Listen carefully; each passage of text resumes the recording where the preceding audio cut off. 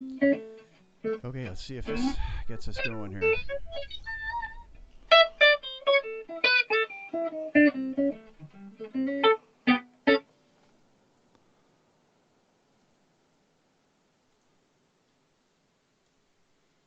right. Save that. And I think we're back up now. How is that? Let's see if we. Oh, you don't want to say back up. Let's just pretend that this has never Oh, been off. You need to stop sharing your screen with what me. happened? Yeah. Okay. Yes, I should do that. Yeah, Here we go. that's not what I meant to say. What I meant to say is this is the first time anyone's seen us. No conversation has happened up until this point. Hello, everybody. That's exactly right. Perfect. All right. So we're back here with Levi. So where were we in our discussion of? We're talking transcriptions, Yes. and I'm sorry everybody missed the. Couldn't listen to me before. In short, I'll power for it. I started transcribing because I realized when I was, or at least I thought when I was younger, if something wasn't in a tab book, I couldn't learn how to play it. And then after many years of that being my mindset and only learning things that were in guitar magazines, I bought a Symphony X tab book on eBay. It showed up and it was just printouts of power tab files that somebody had done. And initially I felt I'd been ripped off and I was devastated by this. But then with time I realized, well, hang on a minute, these aren't fake. They're not. They are real books, but they are unlicensed books. And somebody has sat down and transcribed all of this. So we can learn to do these things. Like I can learn to play these things. I just need to transcribe them. And then the analytical side of my mind clicked in, which is it's a puzzle that can be solved. And when I hear a piece of music, the idea of writing it down, it's a puzzle that can be solved. It is it's not subjective. There is an answer to the problem. And my mind took to that really well. So I spent a lot of time transcribing. I started out doing Mesmer by Pinkley Smooth, dreadful transcription because I was using Windows Media Player, which is not a great way to be listening to audio if you want to loop things. Yeah, and as time went by, I just did more and more and more of it. And it's funny because people come to me, obviously wanting to learn to transcribe all the time, and I talk to them about practice, and they don't want to practice it. And to me, the reason I got good at transcription is because I practiced it in the same way that most guitarists practice their alternate picking. It was just part of my practice routine, and I enjoyed it just like I enjoyed my technique practice. And as I got better and better at it, I did it more and more. And I'm not talking like 10 minutes here and there. I'm talking an hour a day I was transcribing. And then when I started getting good at it, I was transcribing for 2 hours every day. And now, I've racked up my 10,000 hours. I would imagine I'm doing it 5 hours a day every day.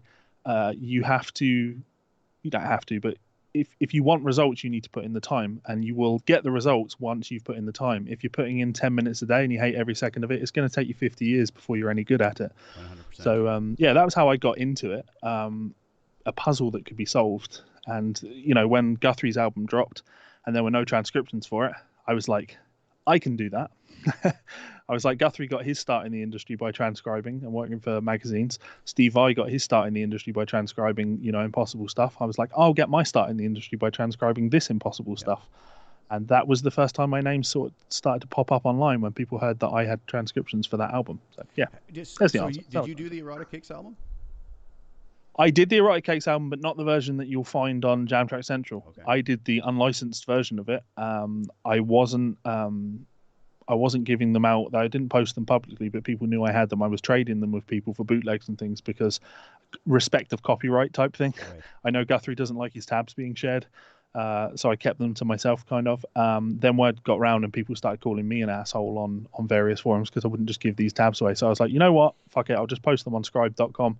Do your thing, have at them, enjoy yourself. Eventually, Jam Track Central released a transcription book. It doesn't have solos in it, if my memory serves me correctly. I think. And at that point, I took my tabs down because it was like I'm interfering with Guthrie's ability to actually make money here. And again, copyright's kind of important to Well, me. I So think that there's a lot of people who don't really understand that there is copyright attached to that, and it's not something that should just be shared freely. And I've had the same thing myself when I've done maybe cover solos, just doing a tone demo, and people will ask like, how did you learn that solo? I said, well, I just transcribed it and played the cover, and then well, can you send me the yeah, transcription? And I'm like, no, sorry, I don't want to be a jerk, but that's not mine to share. I mean, I know I did the work, but I Yeah, also could do the work on a cover song. It doesn't mean I own that song, and I yeah. still don't have the right to share that unless the original copyright owner is being compensated. You know, You make me so happy telling people this, because so many people just don't understand that. People assume that I own my transcriptions. In fact, even artists, when I'm doing work with artists, they're like, "So how much do I need to pay for you to sign away your rights to the transcriptions?" And it's like, I don't own them. They're yours. You can only copyright a song once. These are your songs. The second I've written them down, sure, I might have done the transcriptions, but the intellectual property is still very much yeah, yours. exactly, So yeah, exactly, and I like that. I think that's a really important thing. Well, there's always seems to be that confusion. People don't really look into the legal aspect of a lot of things, music wise, right? And there's so many misconceptions that I've come across that are sort of the prevailing sort of attitude towards things, and it's you know, I think it's an important thing to get that out there so people do understand, you know, and that sometimes this is, you know, the only way that musicians are making a living doing this stuff, right? So the Yeah, there are some guys out there that get a bad rap, like Jason Richardson and Tim Henson. Like you can't go on Ultimate Guitar and find their tabs, because when they get posted, they file complaints to have them taken down. And I understand it. I totally understand and respect it. Sure, I do find it a little bit ironic that guys like that probably learn to play from tabs on Ultimate Guitar, but they now make a living selling their tabs, and therefore they don't want their tabs freely shared in the same way they don't want their music freely yeah, shared. and So it makes perfect sense, yeah, and it's something that I think a lot of folks really sort of should maybe give a little bit more thought to when it comes to that. But so the business side of music business, everyone should think more about it. absolutely, especially if you're going to be involved in it and maybe even have a strong opinion about it. At least be educated about what you have a strong opinion about. I think that goes for a Yeah. lot of things nowadays. Actually, never mind. We could go down that. That would be a rabbit hole we don't want to go down. But who are some of the folks you've had the opportunity to do work with as far as transcribing? Anybody that you know you can talk about? Wow, that is a long list of names. Um, if I start from the very beginning, I started doing things with guys like Tom Quayle and Andy James, and that, kind of spiraled from there. Initially, like, I know Andy really well, so I think of Andy as just, my mate Andy, but actually now I remember that he's the guitar player in the biggest metal band in the world. Well, actually, I guess Metallica are the biggest metal band in the world, but one of the biggest metal bands in the world. Arguably. Yeah, so he's pretty popular, and from that I've got to work with tons of, like, I'm doing Gus G's album at the moment. I mentioned Kiko Loureiro because I'm doing a lot of stuff with Kiko. Wow, it's a long list of names that all, so many names. Yeah, I'm freezing on you. No, that's okay. The bit It's big websites and things as well. To me, being a self-employed person, any job is a job, and I don't really care who it's for. If it's helping to pay the bills, then they're all equally cool to me. So I think it's cool when I get to work with a big artist on a project that they have an album that they're working on a tab book for. But it's equally cool, like, just being able to do, like, I do the transcriptions for Elevated jam tracks on YouTube, or I do the transcriptions for Learning Guitar Now, which is John Tuggle's website, or Texas Blues Alley, and all these websites that, like, they're not as prestigious, but they're equally cool to me because they're really helping people make stuff, and being a part of that kind of the creation of content, I think is a really cool thing to do. I've got some cool Greg Howe stuff coming up. Oh, that's That'll awesome. be cool. That's very cool. Yeah, I've been doing this thing for like 10 years now, so I guess there was definitely a time where I would have like gone to my CV and been like, well, allow me to read all these people that I work with because I've listed them all. Whereas now it's just, oh, there's another guy. I guess here's the funny one, right? The funny thing for me is the guys that I've chosen to not work with. Like, for example, I could be working with Robin Ford, but I didn't like the deal that was presented, or the way he wanted to do business. So it was a no, thank you, goodbye type thing. I Wow. think that's the sign of when you're doing all right, right? When you're turning good work I down. think so, because yeah, and I would say that's a pretty big one to turn down. There must have been a party that just kind of like, oh, it would have probably. And inevitably, anytime you walk away from any form of work, there's always that kind of fear of scarcity type thing. But the thing I've found is that work is never scarce because there's not enough competition. Not that I don't want there to be clear. Like, my shtick, as you mentioned, I do the YouTube live streams teaching people how to transcribe. That's what I really want to do. I would rather put myself out of a job by teaching everybody to do what I do Yes. than having to keep doing the thing that I'm doing. Well, it's funny because we have a lot of parallels because I do a lot of presets for digital modelers and I Yeah, sell them and that's part of my business. But at the same time, I do a whole ton of videos, free videos, teaching people how to make better presets. So it's the yeah, same sort of thing you're describing. And I sometimes go, huh, I'm kind of my own competition here. Am I dumb or am I? But you'll probably agree with me. I taught guitar personally for 25 years. That was what I did for many many years. And there's just something, it's part of me. I love sharing whatever knowledge that I have, even while I'm still learning. We're all still learning constantly. That never ends. yeah, But there's something very special about being able to share any knowledge you do have with people who are looking for it. And I think that's just yeah, it's one of the greatest things in life, personally. yeah. And I've been lucky in the music industry in that I have a decent career and it supports me and my family. I don't want for all that much. I'm lucky, like extremely lucky compared to a lot of my peers. But I wouldn't be where I am today without the help of people that didn't have to help me. Like Yes. growing up, I had tutors like Martin Goulding who put me in touch with guys like Andy James. And then Andy did a lot for my career, and Tom Quayle did a lot for my career by hooking me up with Lick Library. These are people that helped me when they didn't have to help me. Right. And like I say, I wouldn't be here without that. And I kind of make it my business, where possible, to help as many people as possible to get a leg up into the industry. So, on my Patreon page, a lot of the guys there are there in order to learn how to transcribe. And it's really, really cool to be able to say that I've hooked these guys up with work when I've got loads of stuff on, and I'm like, there's no way I'm going to be able to get to this. I'll put them in touch with a client and get them working, because this industry only really works if we all help each other and work together to keep the industry alive, rather than stab each other in the back at every opportunity. I that is absolutely, I couldn't agree with you more, and that's a bit of a problem nowadays. Actually, is people that, and I think doing the YouTube thing, we've probably all experienced that at some point too. There's a lot of people who are, and I mean, at the same time, there's a lot of people who really are supportive and want to work together, but there's a lot that really take the competition thing very seriously. And I've never really got my head around it, and it's not, I don't know, it doesn't make for an enjoyable experience, right? But so Yeah, far, it sounds like everybody's saying that the sound quality is better. Someone's saying I'm a little bit quiet here. I'm just going to bump my volume up, and hopefully we've got that sorted. I apologize to everybody for the problem. It was completely my fault. Levi was kind enough to look at. He's a much more experienced live streamer than I am, so he fixed the problem. So thank you very much, Levi.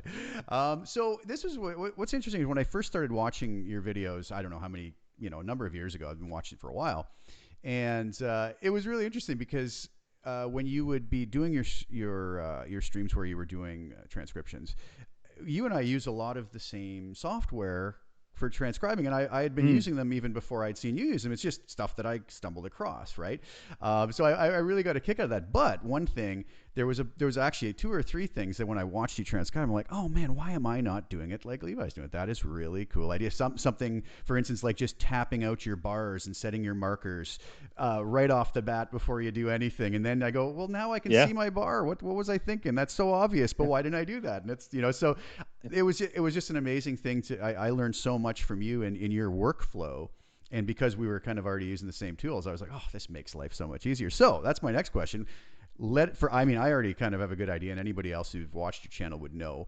But tell everybody a little bit about the tools you use, the software that you use yeah. to make that workflow so simple. Sure. So I'm using Transcribe as the main piece of software. In fact, hang on. Let's do this. Let's do this the good way. I'll bring everything up.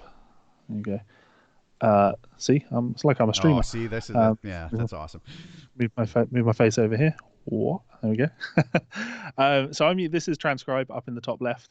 I use this to load in audio. You can also load video into this, and then when I'm using this, you won't get audio when I press play on this, obviously. But as you can see, I have markers in the transcription.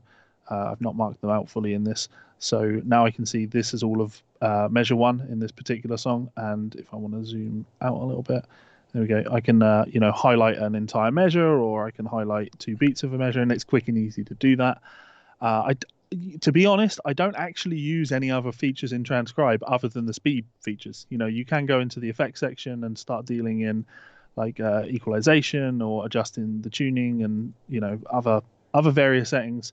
But like I said, I just don't tend to use those things. I rely on my ears more so than anything. I don't want to give my ears the helping hand of EQing something. I'd rather hear it in the context, because I think that helps you to develop stronger ears. Where possible, I try not to slow the music down as well, because again, it just makes your life a little bit harder, which in turn, in the long run, makes your life easier. Because you're well worked in the field. And on the right here, this is Guitar Pro. Not my favorite piece of software. I actually have an affiliate link in order to sell Transcribe because I love the software that much. You would think that it would be the same with Guitar Pro, but although it is the software that I use every single day, there are so many flaws and weaknesses in the software that I can't endorse it, if that makes sense. But it is what I use. Like, there isn't a better option out there, I think. I've tried a few things, and you mentioned workflow, and with Guitar Pro, from a workflow perspective, I cannot come close to working as fast in anything else. I don't need, you mentioned that I don't use a guitar when I transcribe anymore, and that's usually the case. I like to not have to move my hands away from my mouse and my keyboard, right? Anything moving back and forward is really bad for the wrist. I have wrist problems for that very reason. So Guitar Pro is kind of very quick. So I like that. Aside from that, I think those are really the only tools that I'm ever really relying on. Yeah, I use other things for teaching, but yeah, in terms of transcription, those would be the two main things. Like, what more could you need? Really, truly, yeah, it's true. I feel I concur with you 100% on the Guitar Pro as well. There's nothing really better out there. I recently got Steinberg's Dorico, and you'll probably say the same thing, but when you're so used to one piece of software, to go to another is such a steep Yeah, learning curve. It's yeah, a yeah, very difficult thing to kind of just power through, because it slows you down yeah, so much for so long and changes your yeah. workflow so much. So it looks like it's promising, but I can't say enough Sure. because I haven't even given myself the chance. Dorico is a score writing piece of software, so you will have infinite control over what things look like, which is what Guitar Pro is really missing. Yes. I often describe Guitar Pro as a piece of software that was made by people that don't understand music notation for people that don't understand music notation. And that's always going to be a problem if you are somebody like myself that does understand music notation. There are so many things in the software I look at and I cringe, like, why would you do that? But it's nature of the beast. When I move over to something like MuseScore or Dorico, as you point out, everything is so damn slow. It's not Yeah. viable. It's just not even close to viable. And of course, the other thing to take into consideration, I use Guitar Pro as my choice because in terms of like people watching this stream now, you guys are my end user, and I wouldn't ever want to give you something that was less than the best that it could be for you. So if I was using something like Dorico or Sibelius or whatever, I'd have to export a PDF file and give you a PDF file, and that's not as useful to you, the end user, as a Guitar Pro file. Guitar Pro is a much cheaper piece of software, so the chances are that you have it or that you can get access to it. You can then load my transcriptions up into it and set up speed trainers or loops or things like that. You can use it as a practice tool, and yeah, so it's a fraction of the cost of something like Dorico or Sibelius. So it's the better choice That's true, and for me. that is a huge thing, is the cost, right? Very reasonably priced compared to when you do get into Sibelius, Finale, or Dorico. They're significant investments, really. They are, and Yeah. yeah. So I had another question here. What's your general workflow? But I think we pretty much kind of covered that essentially in what you, As fast as as possible. fast as possible. Yeah, that's probably a good thing. Yeah. So one thing that after myself as well, teaching guitar for many years, um, you know, I used to, even before having Guitar Pro. That's how long ago I was teaching. I don't even know if I had any software. I would like jot tabs out by hand Yeah.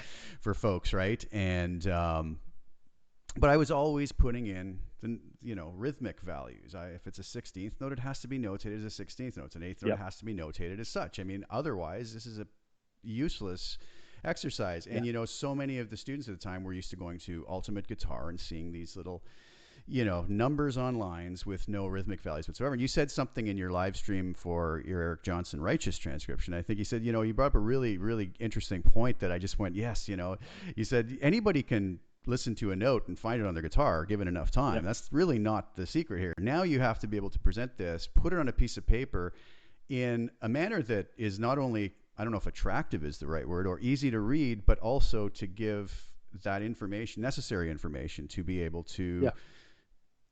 give the end user that rhythmic value. And so many people, I Yeah. think, maybe you can speak to this, but maybe I'm wrong, but I think so many people ignore the rhythmic aspect of music. They're so focused on, I got to be on the second string on the eighth fret. I got to be on the. Yeah. Yeah.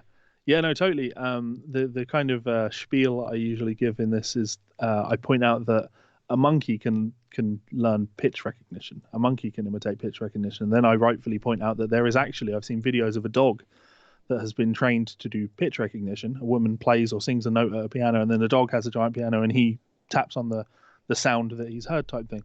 So if a monkey can do it, and if a dog can do it, don't be proud that that's the skill that you've developed. You know, Right. the skill that the monkey can't do, the skill that the dog can't do, is have this, what we have. And I don't think people really think about this when they think about transcribing or listening to music, right? We are very intelligent creatures, and we have a concept of time, and the passage of time. When you notate rhythms, you are accurately writing down the relation of sound to the passage of time, to this arbitrary thing which we all agree on, which is the pulse, the beat. So we hear a beat, and then we notate where the sounds happened in relation to that passage of time. That's a hard skill to master, but far from something that we can master. Like, we can definitely do it. You just have to put in the time. Too many people focus on that pitch recognition side of things because they feel that, like, oh, that makes me a transcriber or a tab or whatever. But the result, as I point out, is you're no better trained than a well-trained dog or a monkey. Be better. Like, rhythmic notation is much more important than pitch information, I would argue.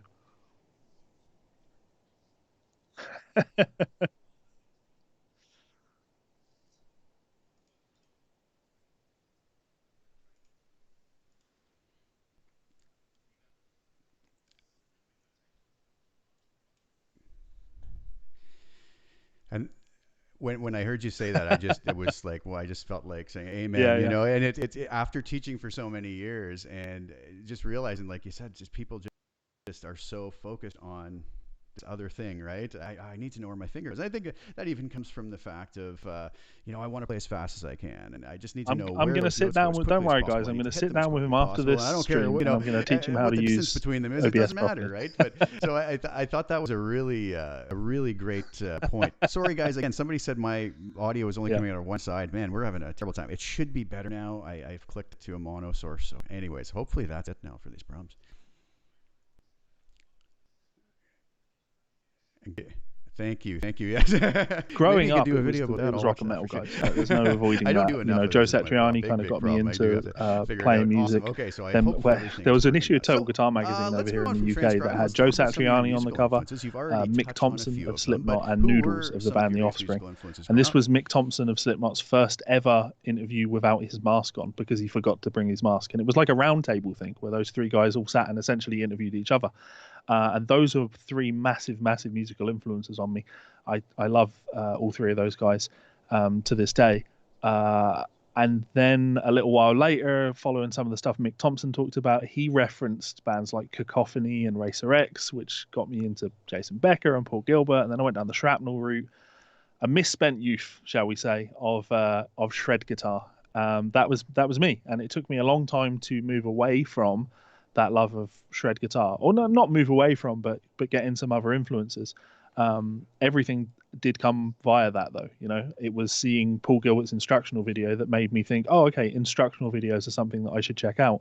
So I got every instructional video I could get my hands on, and one of those was Brent Mason's Nashville Chops and Western Swing, and that's a country and jazz video, and that was a big game changer for me. I got the Frank Gambale ones, and on the bonus features for those, one of the videos was Joe Pass playing All the Things You Are, and that ended up being a massive influence on me. As I changed and developed as a musician and took more interest in different styles of music and kind of priding myself on being the jack of all trades that can really get by in as many styles as humanly possible, I started getting more into jazz musicians and country musicians and all these outside, like I'm playing a bunch of soul music now. That's really where I am with things now. The only time I listen to anything heavy anymore is when I'm in the gym, which to be fair is every evening. So I guess I am listening to a lot of metal again now. But when I'm around the house, I'm listening to jazz music and I'm listening to soul music and I'm listening to blues music.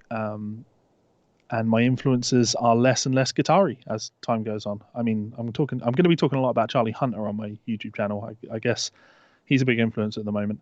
But yeah, my guitar influences, I think, are all, formative years type thing. And now it's I'm inspired by piano players, and I'm inspired by singers, and I'm inspired by drummers. I think rhythm, again, we talk rhythm. Rhythm's really, really important, and who has better rhythm than drummers?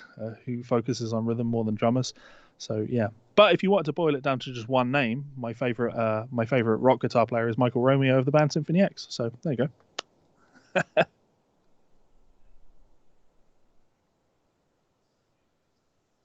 Nice.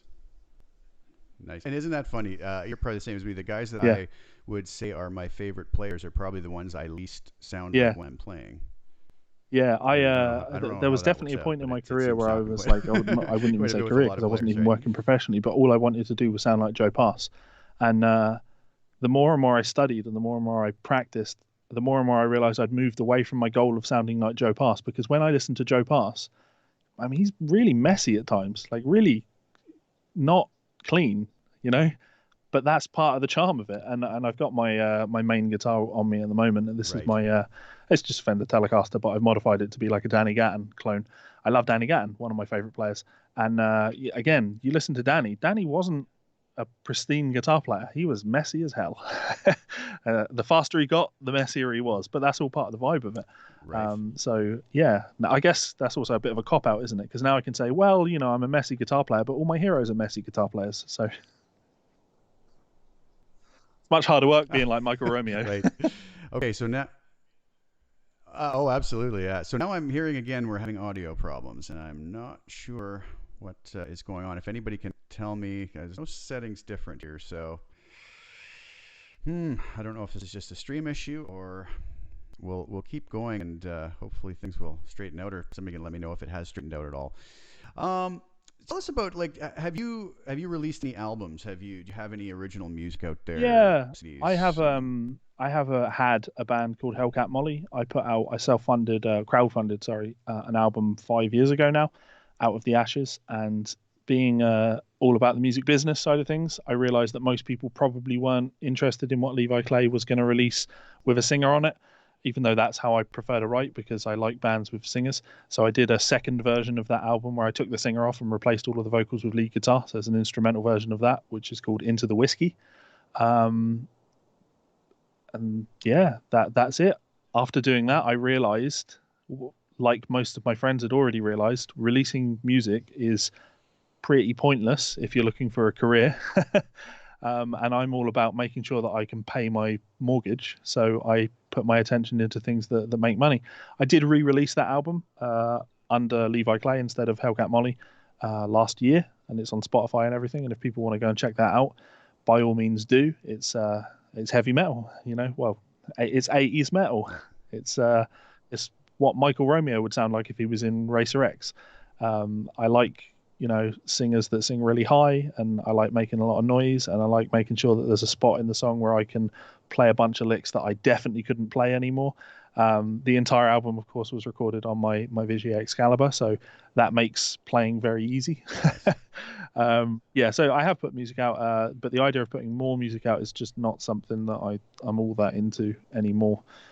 Strange for a musician. I'd rather educate. I'd rather put books out than music that people don't want to listen to. And Soul destroying when you put art out that people don't it like. absolutely is. I have 7 solo albums out myself, and I go like, and I've worked with some really top name session players, and poured my heart and soul into it, and you realize, like, back in the day, I have boxes of CDs that will never, they're basically glorified drink coasters now, right? And You've used my exact line. right, it's just it's ridiculous. And so I mean, what are you gonna do, right? This is where we're at, and you just I'll put the odd single out here just because it's more. I know it's not going to really be anything major, but it's just more for me, and I just Sure. to make some music for enjoyment purposes. But yeah, it's sad, but we have to be creative and get our music But out there in other ways. that's important.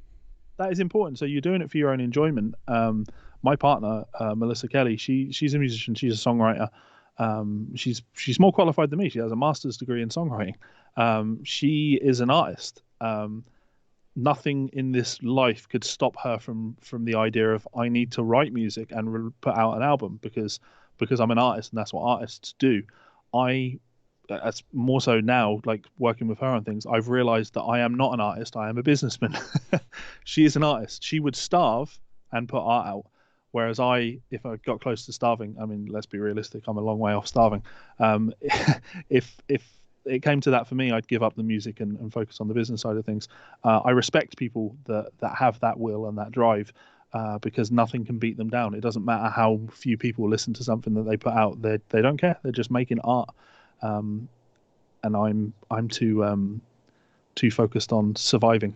Well, I think it's that doesn't work I for think me. that's something that every musician who does it for a living has to find that right balance, and Mm. it's difficult. It's not easy, right? It's I don't know. I don't know what the answer is there. It's it's a tough one, and it's probably been on a lot of folks' minds, that have tried to take this path to make a living in their lives. But let's talk a little bit about gear.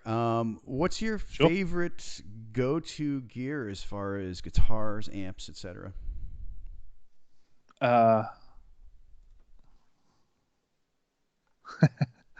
Uh, I own a lot of guitars. Like for anyone that's played music for 20 years and has a career and works with companies, you're gonna amass a lot of guitars. I have a lot of guitars, a lot of really nice, expensive guitars.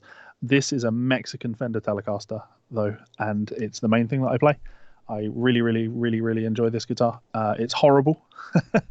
It's a terrible guitar. If you played it, you would say, "Why are you playing this monstrosity?" But that's why I like it, because it feels like a lot of work when you play it. I like Telecasters because they are work. When you play a Telecaster, you feel like you've earned it. With everything else, like my Vigier, beautiful guitar, but it's so easy to play. Like sometimes I feel like the instrument's doing the playing, and I've got like there's an Ormsby here, and there's a Mayonnaise there with True Temperament frets and an Evertune. But I'm usually just going to pick up a Telecaster. So I have this one. I have a Paisley Telecaster in the house with a palm bender on it. I also have a Gibson Howard Roberts, which is like a big hollow body type thing that I use from time to time. I did just take delivery of a new toy. Let me show off the While new you're toy. grabbing that, I believe Gibson Howard Roberts, isn't that what Alex Lifeson might have played on Tom Sawyer? He did play one I at some think it point. was Tom Yeah. Sawyer solo or Tom Sawyer. Anyways, yeah. Beautiful, beautiful, So I just beautiful. took delivery of this. This is our hybrid guitars. It's a 7 string with fan frets, and actual fan frets, not just multi-scale. These are Novak's fan frets. It has stereo pickups in it, so it has two outputs on it. So I'm outputting the bass strings to a bass amp, and then the guitar strings to a guitar amp. And this is really nice, but obviously it's not going to be our main work guitar, because when it comes to workhorses, you're going to use a Telecaster, Ah. because that's a working man's instrument. So what's A nice, honest on the guitar. new hybrid guitar? What are the scale lengths you're looking at there? I think it's 29 for the low string, up to 25.5 on the high string. Could be 28 on the low side. It's tuned down to a G, Wow. super, super low. And it sounds and feels like a bass guitar on that low end, which is just so unbelievably cool. When you can start, my tip is go listen to Charlie Hunter, everybody. Go check out his live album that he just put out a few months back. It's just outrageous. And when you focus on the fact that it's a trio album, there's three people on that, not four. There's no bass guitar player. That's all Charlie. It's phenomenal. So, Yeah, Charlie is um, incredible, incredible player. you asked about amps as well. Hmm. Rev amplification. I have the Rev Generator 120. That is on, but the LED has kind of gone in it for the blue channel. And I have a D20 that I use. In terms of, obviously, you're going to take interest in the digital side of things, because these are what I use in a room. When it comes to doing videos and things, I go digital. I have a Kemper. I know you'll probably be Oh, devastated no, by that. I was a Kemper user for 3 years actually. So yeah, I love that. Kemper's an amazing unit. It's really cool. I'm not very technologically versed. I've had it for, I guess, 3 or 4 years now, and when I got it, I immediately opened it up. I deleted all of the patches that were on it, and just put maybe 12 patches on it that I like. And I don't edit anything on it. I don't tweak any of the effects. I just have 12 profiles that I cycle through that I think sound nice, Absolutely. and I'll use Makes those sense. for videos. Well, I'll tell you, my Kemper story is very similar. They're not inexpensive units, as none of the top modelers are. But when I first got it, I was so excited, and as I plugged it and played through it and scrolled through the various profiles, I just had this massive buyer's remorse where I went, what did I just spend all this money on? This is terrible. This is the worst thing I've ever played through. And I did like you. I just basically, these are gone. I set up all my microphones on all my amps, and I made a whole bunch of my own profiles and used nothing else. And then I said, this is the best thing ever now. So I know exactly what you're saying. But again, that just comes down to personal preference and taste too. And the way somebody Yeah. captures a profile may be extremely different than what you Yeah. or I would do, right? So To be fair, I didn't even do that. I've never even captured an amp on it. I just went and got a bunch of the Michael Britt profiles, and this is kind of a plug for you, right? So, my logic with something like this is I'm not good at making sounds. I'm not good at making tones, and that's okay. I could put a ton more time into that side of things, or I could rely on someone like yourself who's good at that side of things to help me along and help me in the creative process. I would that works for me. You know, I'm happy to buy Michael Britt's profiles for a Kemper because they sound good. I imagine most of the people that are listening to us now have probably bought some of your Line 6 stuff. You would hope that they have. If you haven't, go buy some. thank you. It's because support the channel and all of that.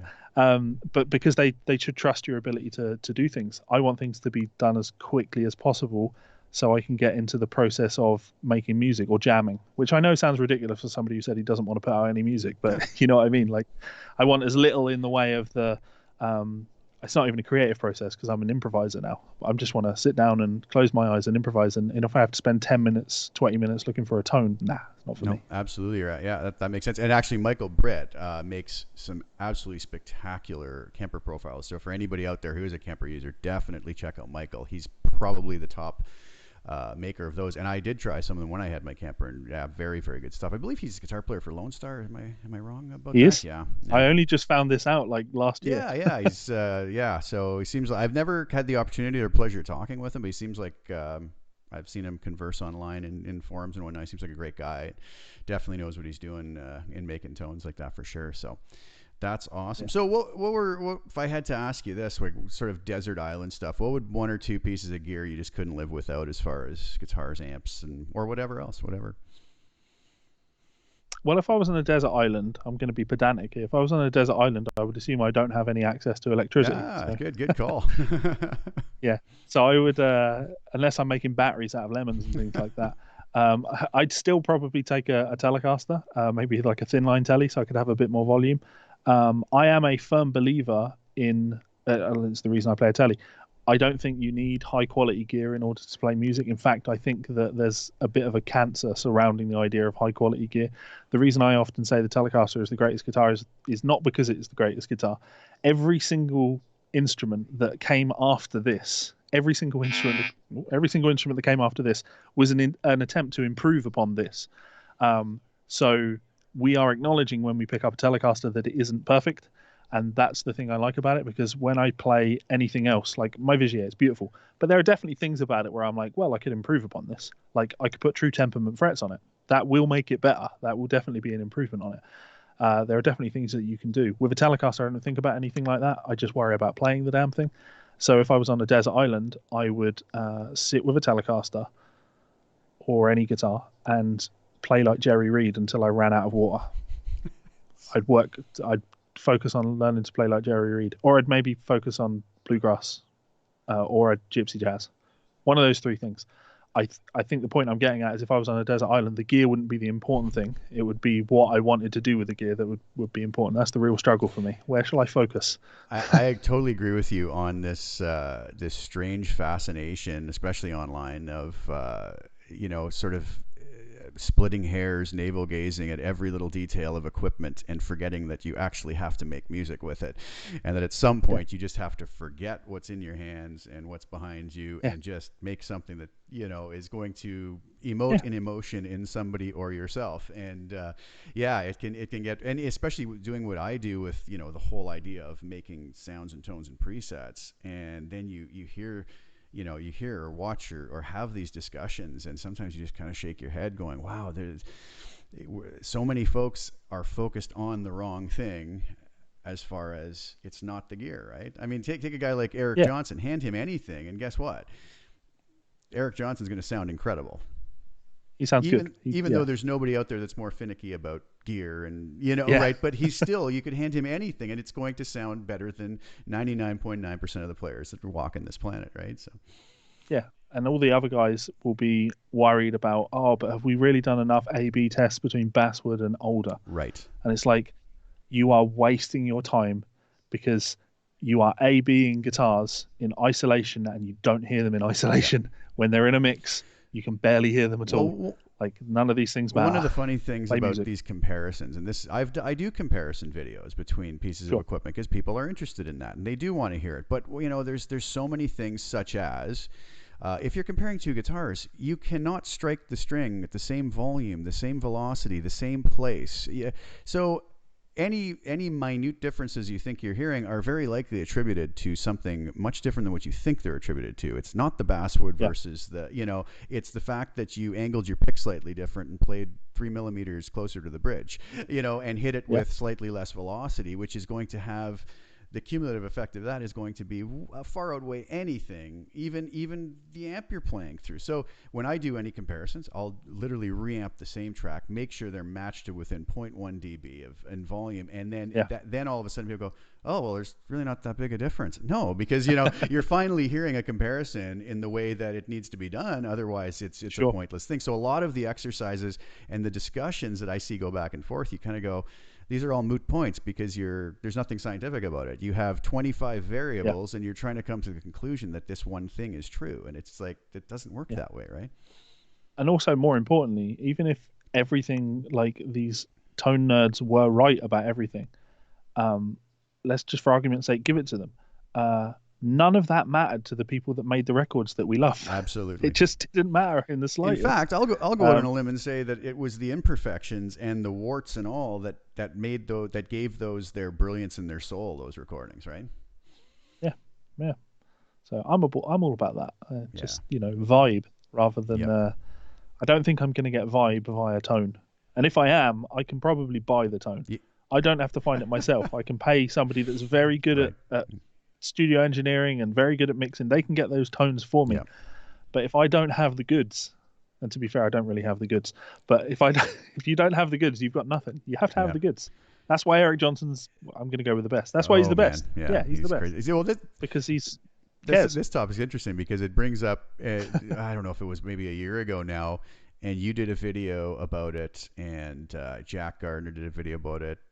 My friend Tom, you know exactly where I'm going with this, and it was the obviously over-edited guitar players on social media and Instagram, and what a hot topic. That just all went kind of viral and crazy. I actually did a video about it, kind of talking about the beauty of the imperfection in music, and that's people should be focusing more on that than I think on this crazy idea of quantizing notes to some crazy grid that nobody wants to hear and sucking every the life out, and then not even actually being able to play what it is that they're claiming to play. Well, my theory on that is that it's because they're looking for ways to have a career in the music industry. And I don't know if anyone out there listens to the Marbin podcast. I love the Marbin podcast with the guys from Marbin. Well worth checking out. They pointed at, I felt like I was being read for filth when they said it. They said that when somebody attempts to be successful in the music industry and fails, they were actually talking about managers, but it felt like they were talking about me. When you fail at being successful in making money from music, you move over to trying to make money from musicians. And I think there's so much truth in that because, in theory, it's what I do now. I make most of my money from musicians rather than from music, all of my money from musicians, by trying to help people, by trying to teach them things. I think when you look at this fakery stuff on Instagram, the end goal, of course, is being able to go, see how good I am, buy my lick book or buy my tutorial, or, it's a way to appear better than everybody else so you can hopefully sell your product.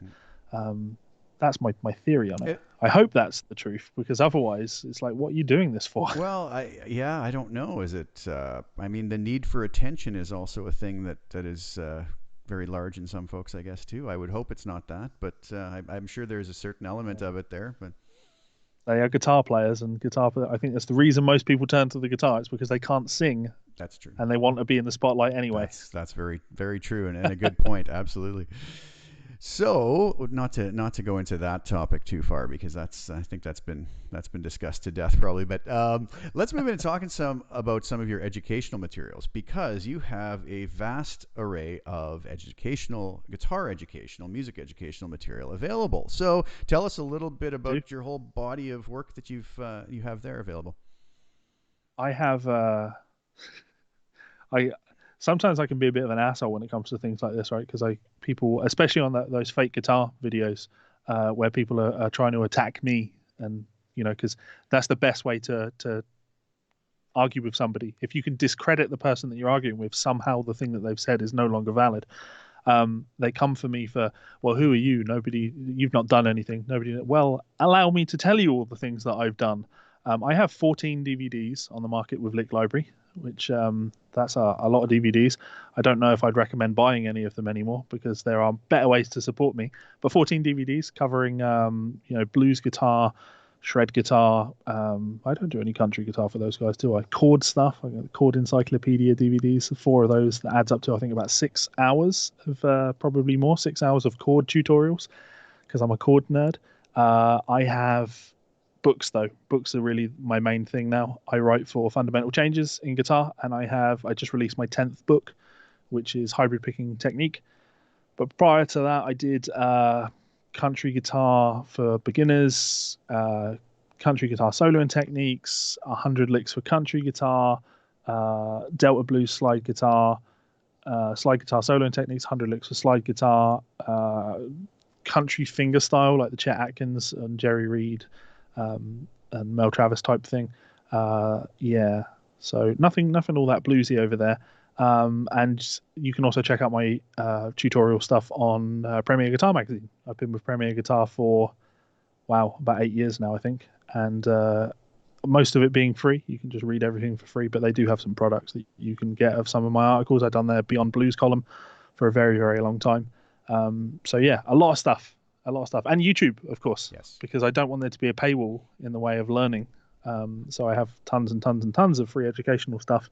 I think that's the extent of my educational stuff, Nice. other than private lessons. So, is there anywhere that anybody who's interested in that material, is there sort of a comprehensive list of links and whatnot that anybody can just click to and find sort of a list, or is it kind of all spread out in different avenues?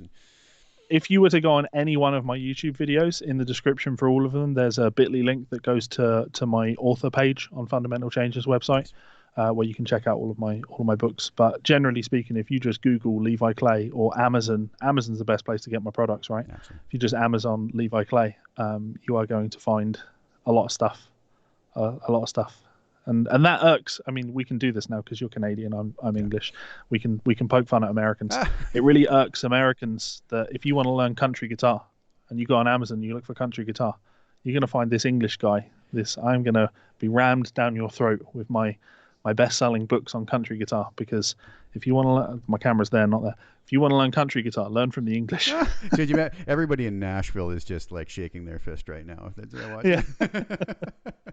That's amazing. Yeah. I don't think guys like Brent Mason have very nice things to say about me, seeing as I've made a career off of his playing. But right. And oh man, Brent Mason, what a spectacular player. I recently did a video kind of breaking down I saw it, one of his licks, and it's just, man, when you play the thing, but then when you actually sit there and start breaking down and really trying to dive into what his maybe his reasoning was, not that you're ever going to know, but I think you can get a lot out of analyzing these things, and it's just, you just shake your head and go, man, there's so much simplicity in it, but yet it's done in such a brilliant manner. Would you agree? Yeah. I enjoyed it because you called it "What Were They Thinking?" Yes, yeah. The series is what they were thinking. What were they thinking? Initially, when I saw it, I was like, "Oh, is he going to be ripping into someone here? Is he going to be saying like, what was he thinking playing this lick?" I never even thought of that before. That's hilarious. No, I didn't even think of that angle, but that's Yeah, you get into their mindset. I most of what I know about country guitar I learned from transcribing Brent Mason solos and learning everything Brent plays. And when you start seeing the same ideas coming up time and time again in different chordal contexts, or the same chordal context but in different songs, that's how you get inside the mind of a player. And that's definitely the way to do it. That's really my body of work. Go on my YouTube channel and check out. I did 84 Brent Mason solos. I saw that. That was last year, wasn't it? I played at 3 different speeds, yeah, and I did a video every single day for 84 days. Oh my goodness! Wow. That's crazy.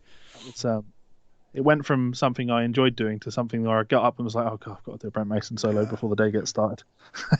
I think, yeah, that points to the fact that no matter how much you love a particular thing, there probably is a limit to how far you can force yourself to immerse yourself in something like that.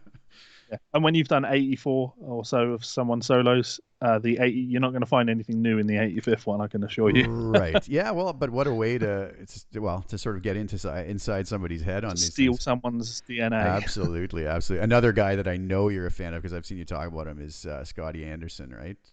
Oh yeah. Like that. I don't know. Anybody who hasn't watched Scotty Anderson, please go take some time out and search out some videos. You will. It's a kind of a life changing experience, I think. I've transcribed more Scotty Anderson, I think, than any other artist, and I've done it for clients, not just for myself. And it fundamentally changed everything about the way I think about guitar. And I feel very proud that I got Scotty a bunch of attention because I took one of the videos and just posted it on my Facebook page, expecting maybe 2,000 people to see it. And to date, it's gone out to like 6 million That's people. And I'm like, amazing. yes, yes, go check out Scotty Anderson. He's Well, if incredible. there's one guy that He's deserves it, it's him. I mean, it's utterly mind blowing. It's funny. I don't really consider myself that much of a country player, but my goodness, like I don't think there's any style of music I enjoy watching when there's a player who's doing it well. It's just such yeah, I don't know. There's something about it. I've been really on a big Andy Wood kick lately too. Andy is just a monster player. yep. Someone else I work with. Oh, nice, nice. Yeah, he seems. I've never talked to Andy. He seems like a really, really great fella, though. He seems like The very nicest. humble The nicest. and just again, anybody who hasn't checked out Andy, check him out. It's a bit of a yeah. It's I don't know if it makes you want to get rid of your guitar or practice more. It's kind of somewhere in between that, right? Yeah, yeah. That's amazing. So, anything else you want to talk about? I know you just released a book on hybrid picking. Anything else? I would encourage people to go and buy a copy of my latest book, Hybrid Picking Guitar Technique. But if you don't want to, that's also fine. I actually, if there's one thing I could ask of people, it's head on over to my YouTube channel and hit that subscribe button, because I'm making a lot of content and it's nice to be able to reach more people, especially when I think, everybody thinks this about the content that they make. I think some of the content I make is really good. I think the transcription videos, there's a lot of benefits in there for people. I think there's a lot of stuff that people can learn, and I don't think anyone else is doing it. And if they are doing it, they're not doing it as well.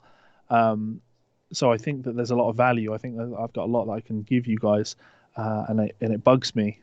One of the things I think that really bugs me is it's because I'm an asshole. The amount of people that say your channel should really be a lot bigger than it really is, Levi, and I'm like, yeah. On the one hand, I know, but on the other hand, sometimes I make videos where I say nasty things about people. Well, Sometimes I get into the drama. sometimes it might be warranted, though. What's really interesting because I have my list of questions I want to talk to you, and that's a perfect segue, and that wasn't planned, but I actually have a question here that says, "Tell us your Sure. thoughts on being a YouTuber, this whole YouTube world." That It's the best thing and the worst thing at the same time. There are a lot of people that have opinions about me without actually knowing anything about me because they've seen a video that they thought was in poor taste. And I think the thing that people very quickly realize when they try and get in my mindset is that any time I've done one of those videos, a rage time video, that people think is in poor taste, at its very core, the idea has always, always, always been about making the community a better place, a more welcoming place. I might seem like a really nasty, mean person, but I'm super liberal in that sense. Like everybody should be welcome in this community, no matter your background. And anything that might make people feel unwelcome, we should get that out of the community. These are rubbish things.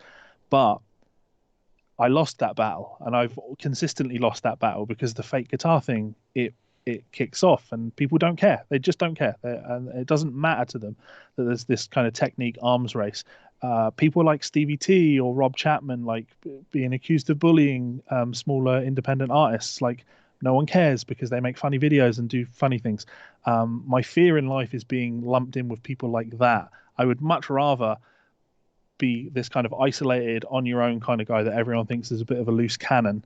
But those that know me know that I have a heart of gold, than being one of these things that I think inevitably you become if you're a YouTube person that chases views and chases popularity and things like that. The ego takes over and it becomes about what other people's perception of you is. Do you watch Black Mirror, or have you watched Black Mirror? I haven't got through all of the episodes, Yeah. but I have watched a lot of it. Yeah. So there's the great episode with Bryce Dallas Howard where they're in this weird dystopian future where social media is everything, and if you don't have a good enough social score, you can't so much as rent a car or wherever it happens to be. So anytime you're interacting with people, it's very rarely is it about interacting with someone. It's about getting a good review from that person, painting an image of yourself, and I think that's something that people will be diagnosed for as being an actual problem 10 or 20 years from now, that they live on Instagram. And the idea of what their life is to other people is much more important than what their life actually is to them. And everything, the house is burning down, but they're focused on making sure that their dinner looked really nice so they could share a picture of it with you. I think that's what I think about being a YouTuber, where it's definitely it's bad for the YouTuber. Let's put it that way. If you don't know how to cope, it can destroy. It's a mentally destructive place. There we go. Words. Yeah. I don't just speak when I do books. I don't just speak and have them annotated. Thankfully, I can edit them. Right. No, but it's so true, and I've had very similar experiences. I've had music forums that I've had threads about myself written that claims that I said this in a video, and then this thread blows up and is a trending thread, and then I kind of flip through it and I go, nobody actually watched the video, but they all have strong opinions on what I apparently said. And I actually interjected in one of them and I said, well, it's pretty clear nobody's actually watched the video. But you guys all have, well, I'm not going to watch the video. It was 20 minutes long. Yeah, but you just spent 2 weeks talking about the finer details of a video you didn't watch, but you're not going to watch it because it's 20 minutes long. And all the people doing that are always hiding behind an anonymous screen name and have no body of work for you to go and see if there's any credibility there. That's one thing I've always found. And I kind of, and people go, oh, don't let that bother you. And I go, I don't let it bother me. I just find it very perplexing. I scratch my head and I wonder, I go, why is it like this? Why? I don't, It takes a lot of time for you to learn for a lot of people, it takes a lot of time for you to learn to not have stuff like that bother you. And I think it's worth pointing out that some people never get over that. Some people it bothers them all the time when people talk about them. My face is out there. I don't hide who I am. I don't have a pseudonym. Levi Clay is actually my birth name. Yeah. Damn you, parents. It's a ridiculous name. It's my name, and I don't get to hide. But you see a lot of kids now where their dream is they're going to grow up and be a YouTuber, or they're going to grow up and be an Instagram influencer, and because they see the glamorous side of things, but they just don't understand what it's like having people talking about you in horrible ways. And I'm not going to say you can't defend yourself, because of course you can, but falling into that trap of trying to defend yourself, it can be a harrowing place. You need to be the right sort of person to be able to do this sort of thing. I'm dead inside, so it works for me. Absolutely true. But it's a pointless exercise a lot of times in just trying to defend yourself against it, because the person, I don't think that is laying out the attacks or whatever you want to call them, they're not really coming from a genuine place. They've decided, I think, that they dislike you, and this is their way of telling you that they dislike you, and there's not going to be any way that they've already made up their mind. So, I just go, okay. My standard answer has always been, I never asked you to watch my free video, and you're free not to, and I'm okay with that. And I'll still respect you, and we can still be friends, but you don't have to like what I do. It's okay. we use a lot of similar responses to people, apparently. Yeah. I tend to go with, I'm sorry you didn't enjoy this. Let me know how much you paid to watch it, and I'll send you a refund. That's exactly it. Don't like it, don't watch it. That is exactly it, right? And it's interesting. I find it more, like I said, just perplexing, the whole idea behind the internet troll, I guess, if you want to call them that, or I don't know. It's an interesting thing, but. So we've been on here for just about an hour. I don't want to hold you up for much longer. Any other final thoughts or things you'd like to plug or let people know that you're up to or you have coming up? Or I have lots of YouTube live streams coming up. Check them out. Come and check something free out. Enjoy free things from me, because something I said earlier in this stream was that I'm very lucky in my career. My career I've done all right for myself. So, if my hybrid picking book appeals to you, go and get it, but only if it appeals to you. I'm not going to say go and buy my hybrid picking book to help me out, right? What I'm going to say is if you've got a spare $5, go and support a musician that needs support. Do that. Go and buy someone's album on Bandcamp. Just help this. I said it again earlier. This industry only works if money is put into it. So go and support someone that needs your help, your love, your kindness, and support. You can check me out if you really want to, if you feel like I really need it. But in the grand scheme of things, I don't need it.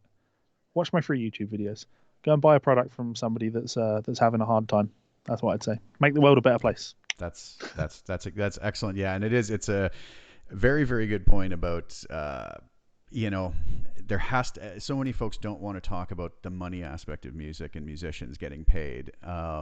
But it's a real thing. People have to put food on their table. They have to support families, and I think a lot of people don't see how much work goes into all of this stuff behind the scenes, right? Putting a free educational music video together is a massive amount of work just for that particular video. Never mind all of the research, preparation that goes into it, and expense of equipment, microphones, speakers, software. It's quite incredible.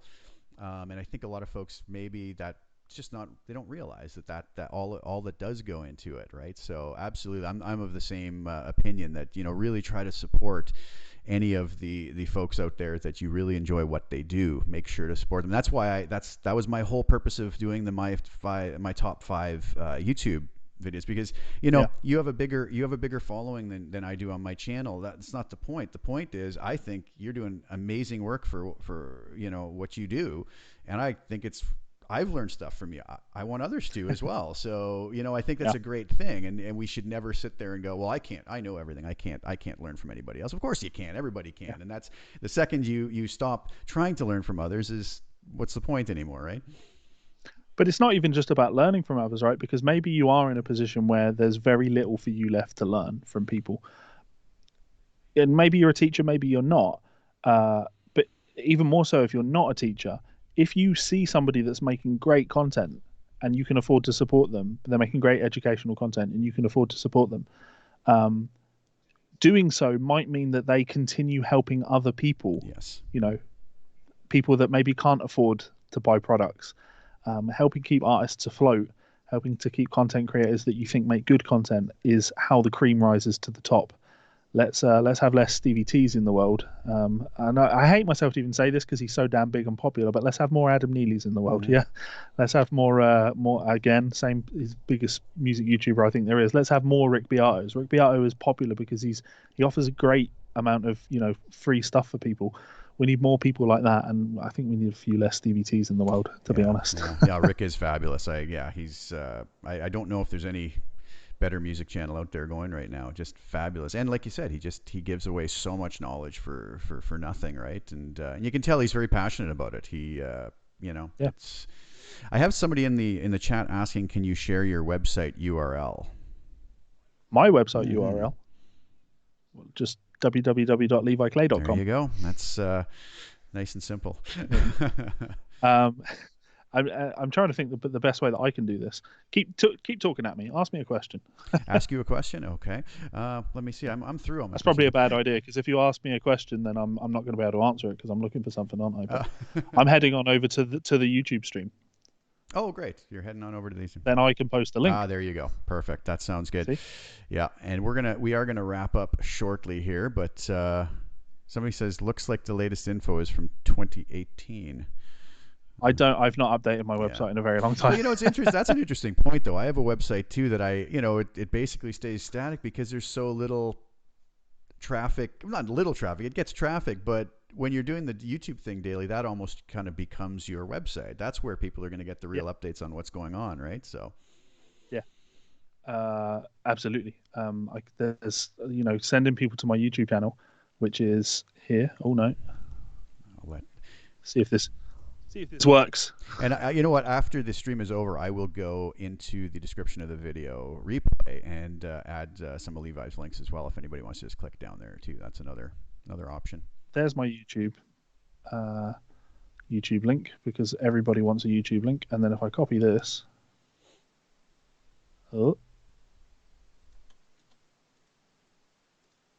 here we go.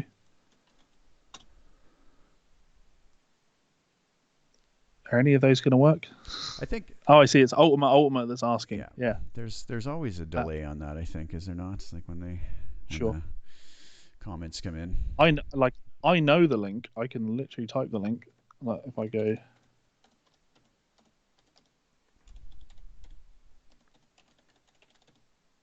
you go. Yeah. That will take you to whatever your local store is in order to pick up a copy of the Hybrid Technique book. Perfect. Yeah, so I would encourage that. I actually do have one other link I'll share with people. This is a big help for my channel. Are any of the books available digitally, or are they actually? All of them are available They all digitally. are available digitally as well. Okay. Paperbacks, or you can get them as PDFs direct from Fundamental Change's website, or you can get them on Kindle if you like that. Great. I'm also posting a link to Piano. I have an affiliate link with Piano, and that's you can get a 30-day free trial on Piano. I've been learning to play piano for the last year, Nice. and I love it more than guitar now, which I probably should have mentioned at some point. And piano was a big part of how I learned to, get really serious about practice and things like that. And I have an affiliate link with Piano. You can get a 30-day free trial, completely free trial, 30-day free trial, and I get paid $20 for everybody that signs up for a free trial. That's a ridiculous share. And it's an incredible way to support my channel. Do you not also have an affiliate link for Transcribe? Am I wrong about that? Or I do have an affiliate link. Okay. You know what to do? Maybe shoot me a private message after with all the links, and I'll just add them to the description of the video. That might be the easiest way to do it. And anybody that wants to check it out, they'll be down below, and it'll be an easy click to get through to Levi's stuff. Yeah. There'll be 4,000 links that you can click. No, it's not going to be that, but because that's how you make a living, exactly by having thumbs in many pies. You're absolutely right. And it's a lot of people ask me the same thing. It's like, well, one day I'm doing a session, the next day I'm doing a YouTube video, next day I'm doing some Helix presets, the next day I'm doing, and it's just a matter. I have music and music libraries. I have and it's all these little things, and maybe one of them doesn't make that much money, but it's something, and then all of them added together. And you also have I feel terrible actually because are you about to say podcast? No. Were you about to say you also have gone? You finished? No, I was finished. I was good. Go ahead. Okay. I also have a podcast, and I can't believe I didn't mention that. The Guitar Souls podcast, hashtag Guitar Souls. You can see it on my YouTube channel. I can't believe that didn't occur to me because I'm due to record one as soon as we finish this conversation. But yeah, if you like hearing me talk, if you like my voice and you want to hear me talk with a friend of mine who has a very Scottish accent, living in Scotland and all of that, check out the Guitar Souls podcast. That's awesome. Perfect. So with that, I want to apologize for all the technical difficulties today. Hopefully I can get that sorted out for next time we do something like this. And I hope it was working okay for the last little bit here. It seemed to be. There wasn't any more complaints, so that was good. But I'd like to thank everybody that came through today for hanging out. Big thank you to Levi for doing this. That was really enjoyable. I was looking forward to it for a long time, and it was great. Oh, we'll be doing one on my channel in a week or two. So yes. Come and check that out, guys, and there will be no technical hiccups. Yes, good. Yeah, you will. So thanks so much, Levi. I really appreciate it. I'll say bye to you. My pleasure. Thank you for having me. Off the air when we end the stream. And again, thank you guys for coming out and hanging with us. Really nice, enjoyable way to spend a Sunday afternoon, and a reason for me to drink one extra coffee I really probably didn't need, but it's in me now. So thanks again, guys. I will be back soon with some more content this week myself, and you never know. Well, yeah, some live streams again in the future. Ciao for now.